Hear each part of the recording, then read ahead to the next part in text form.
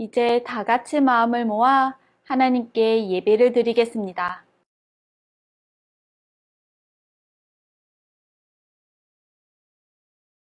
하나님은 영이시니 예배하는 자가 영과 진리로 예배할지니라.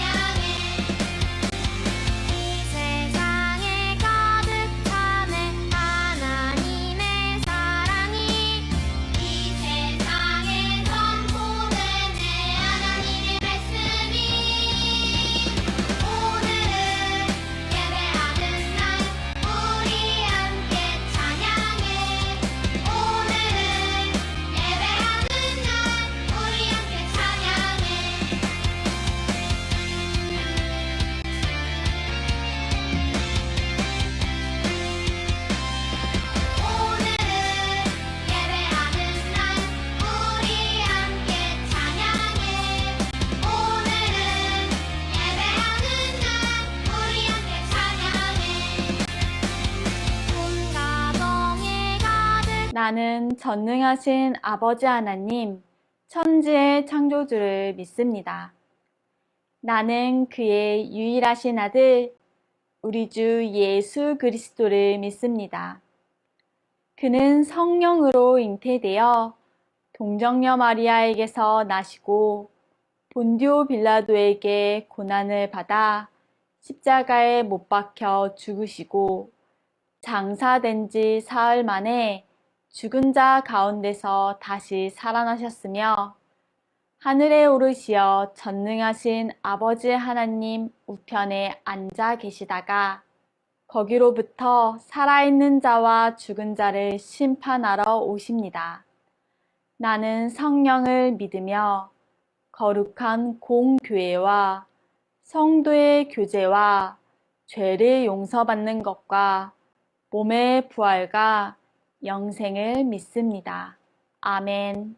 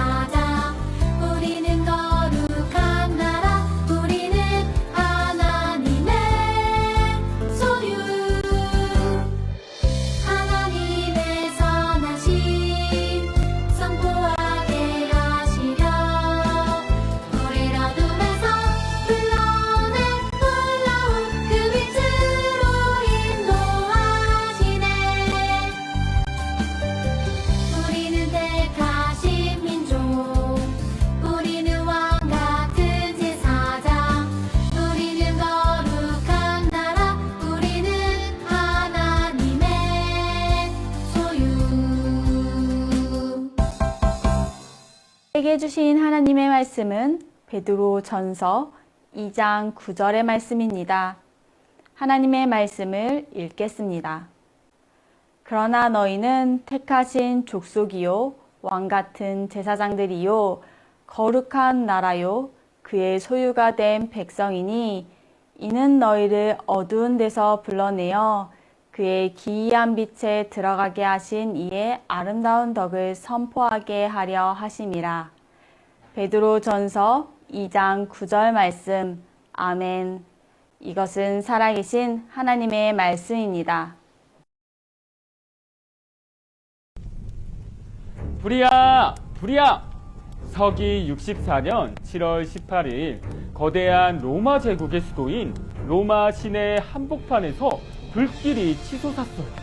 불길은 삽시간에 건물에서 건물로 옮겨 붙었고 결국 당시 로마 시내 14개 구역 중 10개 구역이 불에 타고 말았어요. 이 일로 인해 시민들은 크게 분노하며 당시 황제였던 네로를 원망했어요. 급기야 시민들 사이에서는 네로 황제가 고의적으로 불을 질렀다는 소문이 퍼져나가기 시작했죠. 점점 더 분노하는 시민들을 지켜보며 네로는 고민에 빠졌어요. 이 일을 어쩐다. 그러다가 무릎을 탁 치며 말했어요. 옳지! 이 일을 기독교인들에게 뒤집어 씌우면 되겠다. 기독교인들이 불을 질렀다고 하는 거야. 네로의 계획대로 기독교인들이 불을 질렀다는 소문이 퍼지자 시민들은 기독교인들을 미워하기 시작했어요. 네로는 수천 명의 기독교인을 잡아 가두거나 처형하라고 명령했죠. 네로 황제의 박해가 끝난 이후에도 기독교인들의 어려움은 계속 이어졌어요. 로마 제국은 황제를 신처럼 숭배할 것을 강요했지만 기독교인들은 그렇게 할 수 없었어요. 왜냐하면 그들은 오직 하나님만 예배하며 섬겼기 때문이에요. 오늘 우리가 읽은 베드로전서는 이런 상황에서 쓰인 책이에요. 베드로는 박해받고 있는 기독교인들에게 그들이 하나님 앞에 어떤 존재인지 어떤 약속을 받았는지 분명하게 가르쳐 주고 있어요. 박해를 견디고 있는 이스라엘 백성에게 주신 하나님의 약속이지요. 하나님께서는 그 약속을 오늘 우리에게도 주셨어요. 다 함께 베드로전서 2장 9절 말씀을 읽어볼까요? 하나님께서는 우리를 택하신 족속, 왕같은 제사장, 거룩한 나라, 하나님의 소유가 된 백성이라고 말씀해 주셨어요. 자, 그렇다면 모든 사람이 태어날 때부터 이런 존재였을까요? 그렇지 않아요.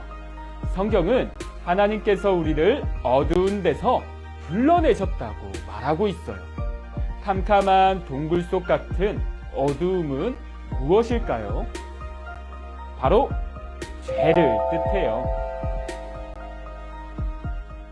하나님께서 처음 에덴 동산에 아담과 하와를 창조하셨을 때 그들을 하나님의 형상으로 선하게 창조하셨어요. 하지만 두 사람은 하나님의 말씀에 불순종하고 말았지요. 먹지 말라고 말씀하신 선악과를 먹어버린 거예요. 그 이후 태어난 모든 인류는 하나님으로부터 멀리 떠나게 되었고 죄 가운데 거하게 되었지요. 다 같이 로마서 3장 23절을 읽어볼까요? 모든 사람은 저절로 하나님의 백성이 되는 게 아니라고 말하고 있어요. 도리어 성경은 모든 사람이 죄인으로 태어나서 영원한 멸망을 향해 걸어가는 어둠 속에 있다고 말해요. 그러나 하나님께서는 깜깜한 어둠 속에 있었던 우리를 여전히 사랑하셔서 하나뿐인 아들 예수님을 이 세상에 보내셨어요. 예수님은 우리와 똑같은 사람으로 태어나셨지만 우리와는 달리 죄가 없으신 분이었어요. 하지만 예수님은 하나님의 뜻대로 십자가에 달려 죽으셨죠. 도대체 왜일까요? 구약시대 사람들은 죄를 용서받기 위해 하나님께 죄를 지은 자기 대신 제물을 바치며 제사를 드렸어요. 예수님은 죄로 인해 죽을 수밖에 없는 우리를 대신하여 제물이 되셨고 우리의 죄를 대신하여 십자가에서 죽으신 거예요. 이것을 조금 어려운 말로 대속이라고 해요. 다른 사람의 죄를 대신 받았다는 의미예요.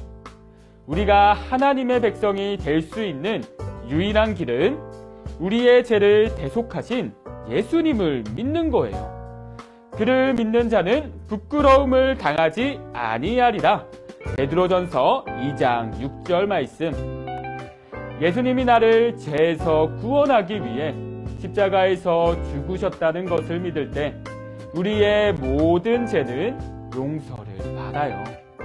그리고 하나님께서는 우리를 더러운 옷을 입은 죄인이 아니라 깨끗하고 눈부신 옷을 입은 하나님의 백성으로 삼아 주신답니다. 자, 그렇다면 우리가 하나님의 백성이 되면 이전과 무엇이 달라질까요? 먼저 하나님의 백성은 하나님과 친해져요. 본래 죄인인 인간과 하나님 사이는 원수지간이에요. 곧 우리가 원수 되었을 때에 그의 아들의 죽으심으로 말미암아 하나님과 화목하게 되었은즉 로마서 5장 10절 상반절 말씀. 그러나 예수님의 죽으심으로 인해 우리는 하나님과 화목하게 되었고 하나님의 소유가 된 백성이 되었어요. 하나님의 백성이 된 사람은 언제든지 하나님께 다가갈 수 있지요. 하나님과 아주 가깝고 친밀한 사이가 된 거예요. 둘째, 하나님의 백성은 영원한 생명을 얻어요. 사람이 죽으면 어떻게 될까요? 끝일까요? 정답은 아니에요. 모든 사람은 하나님의 심판을 받게 돼요. 죄인은 영원히 멸망 가운데 살아가게 되고 하나님의 백성은 영원한 하나님의 나라에서 살게 되지요. 죄인이었던 우리 모두는 영원히 멸망할 수밖에 없었어요. 하지만 예수님이 우리를 죄에서 구원하셔서 어두운 사망에서 영원한 생명으로 들어가게 하셨죠. 그러므로 누구든지 예수님을 믿으면 이 영생을 얻게 돼요. 셋째, 하나님의 백성은 사명을 받아요. 사명이란 하나님께서 나에게 맡겨주신 임무예요. 이는 너희를 어두운 데서 불러내어 그의 기이한 빛에 들어가게 하시니에 아름다운 덕을 선포하게 하려 하심이라. 베드로전서 2장 9절 하반절 말씀. 이 말씀에서 아름다운 덕이란 복음의 기쁜 소식을 말해요. 복음은 예수님이 우리를 죄에서 구원하기 위해 십자가에서 죽으시고 다시 살아나신 것을 믿으면 영원히 하나님 나라에서 살게 된다는 기쁜 소식이죠. 하나님께서는 우리만 구원받기를 원하지 않으세요. 모든 사람이 죄로부터 구원받기를 원하시죠. 그래서 우리에게 아름다운 덕, 즉 복음을 전하는 사명을 주셨어요. 여러분의 가족 중 아직 예수님을 알지 못하는 사람이 있나요? 학교나 학원에서 만나는 친구들 중 아직 교회에 나가지 않는 사람이 있나요? 여러분은 하나님의 백성으로서 그들에게 복음을 전할 사명이 있어요. 하나님께서는 모든 사람이 죄에서 구원받아 영원한 하나님의 나라의 백성으로 살기를 원하시기 때문이에요.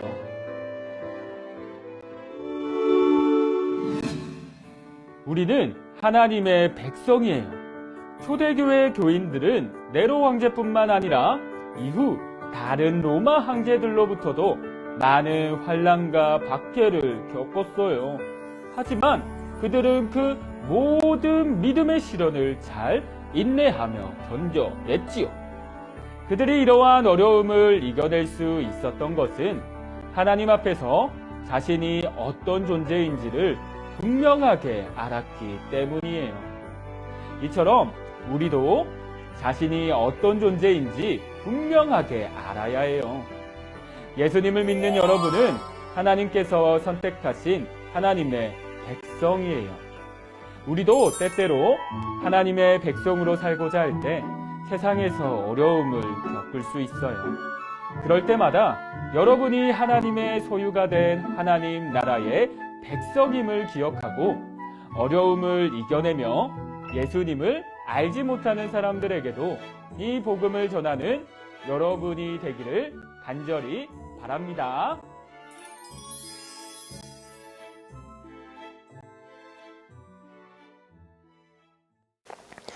아버지 하나님, 우리를 거룩한 백성으로 불러주시고 하나님의 자녀로 이 땅 가운데 살게 하시니 감사합니다.